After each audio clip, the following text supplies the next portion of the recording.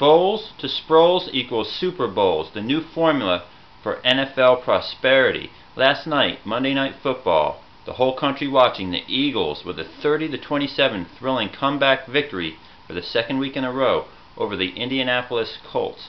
For the first time, Andrew Luck loses 2 games in a row. The last time he did that was in college, when the second game was to Arizona, headed up by, once again, Nick Foles. He did it to him again. Of course, the star of this game was Darren Sproles, 152 yards receiving, a career high. This guy's been around forever, catching balls out of the backfield in an electrifying manner, but Chip Kelly utilizes him better than anyone else, because just last week he had his career-long 49-yard touchdown run against the Jaguars. It's not a coincidence. This offense is just putting defenses to bed, wearing them out in the first half, though they trailed 17-0 at half against the Jaguars and 17-6 last night against a much better Indianapolis Colts team. It didn't matter because they were wearing out the other team in the process. By the time the fourth quarter comes, you cannot stop the Philadelphia Eagles. So heaven forbid if the Eagles should start scoring touchdowns in the first half. Watch out if that happens. So Sproles, who had over 300 all-purpose yards, McCoy over 100 all-purpose yards. What a combination in the backfield. The receivers haven't been catching a lot of balls.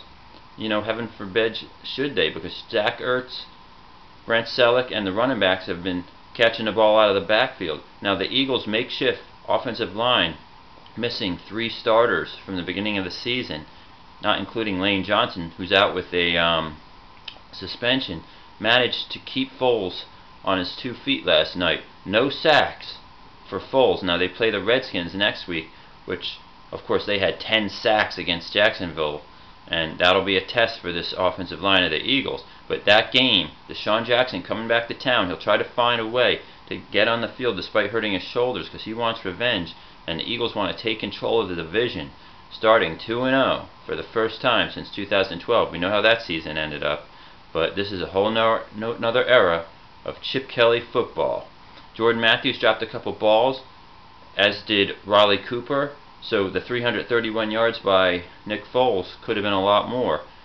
Darren Sproles, the star of the night. There were tweets put out by his former quarterback Drew Brees congratulating him. In fact, Connor Barwin of the Eagles tweeted to the Saints a little bit of a shout out. A 5th-round pick, are you kidding me? Basically thanking them for helping the Eagles become 2-0. In fact, the Saints, who are 0-2, lost 2 very close games, including the one to Atlanta in Week 1. There's no doubt in my mind the Saints would be 2-0 right now if they would have Darren Sproles. Now, the Eagles may have found another way to win at least one of these games without him, but as LaShawn McCoy commented after the game, he's carrying us right now.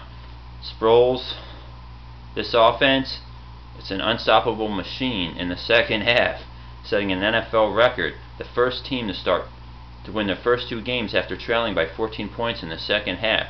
A lot of records are going to fall. Last year, the Eagles set a record for most plays, I don't think it was like 21 seconds per play, the fastest, or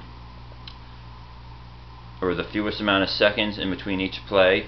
Well, this year they're even faster. They're setting the pace and the bar even higher.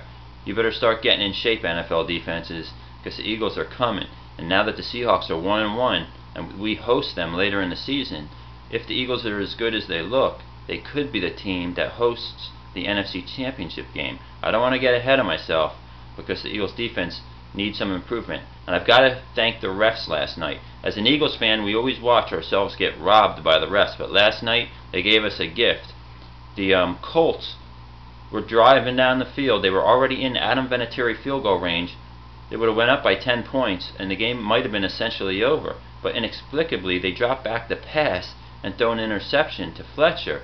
But on the play, Boykin clearly tackled T.Y. Hilton. It would have been a completion, not an interception, had the refs seen it.